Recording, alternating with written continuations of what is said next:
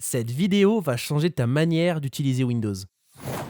Aujourd'hui, je vais vous présenter un logiciel appelé Microsoft PowerToys. Donc, il est développé par Microsoft et il est disponible gratuitement sur le Microsoft Store. Son objectif est très simple, fournir un ensemble d'utilitaires et de fonctionnalités pratiques aux utilisateurs et qui sont par défaut non présentes dans Windows, mais pourtant très utiles. Alors, j'ai présenté selon moi les plus intéressantes, mais en installant l'application, on peut retrouver l'ensemble des autres fonctionnalités. Donc, vous savez quoi? C'est parti. Donc, voici déjà l'interface de PowerToys. Donc, on peut voir ici qu'on a accès à toutes les fonctionnalités offertes par l'application. Et admettons que par exemple, la première m'intéresse, toujours visible, je peux choisir de l'activer. Ici j'ai le raccourci, j'ai une petite description qui est juste ici également. Donc pour commencer, le Always on Top, donc toujours visible en français. Donc en fait il permet d'épingler des fenêtres par-dessus d'autres fenêtres, ce qui fait donc comprendre à Windows que cette fenêtre doit quoi qu'il arrive rester au premier plan de l'écran. Donc pour l'activer, il suffit de cliquer sur la fenêtre que vous souhaitez épingler et vous appuyez simultanément sur Windows CTRL T.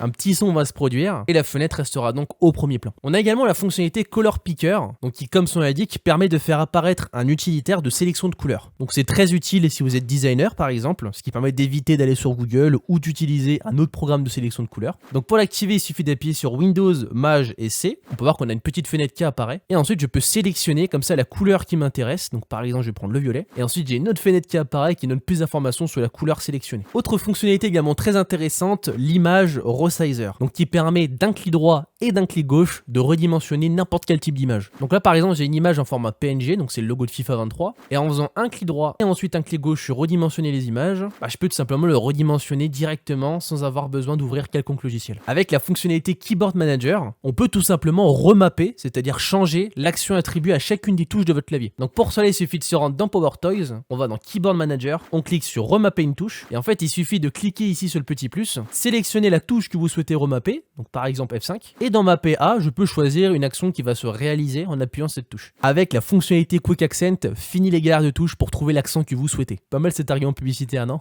Donc pareil, on va dans PowerToys, on va cette fois-ci dans Accent rapide, on vérifie que c'est bien activé, et ici dans gauche, droite ou espace, vous pouvez cliquer et sélectionner la touche sur laquelle il faudra appuyer pour avoir accès à la liste des accents. Donc par exemple, je vais mettre gauche, droite ou espace, et maintenant ce que je vais faire, c'est tout simplement appuyer donc sur la touche gauche, droite ou espace de mon clavier, en même temps que sur l'accent. Donc je maintiens cette touche et j'appuie sur un accent, et on peut voir qu'en haut j'ai deux possibilités possibles, donc que je peux choisir avec les flèches de mon clavier. Et pour terminer, je vous présente, selon moi, la fonctionnalité la plus intéressante, donc qui s'appelle l'extracteur de texte. Donc en fait, avec ça, il est possible d'extraire le texte d'une image, donc pour le coller sur Word, par exemple, ou le bloc-notes. Donc pour l'exemple, je vais prendre une image, donc on peut voir qu'il y a marqué CTRL plus Maj plus échappe, mais je peux pas sélectionner le texte parce que c'est une image, c'est logique. Mais en appuyant sur Windows, Maj et T, en sélectionnant ensuite le texte, je peux le coller tout simplement sur un fichier bloc-notes. Abonne-toi!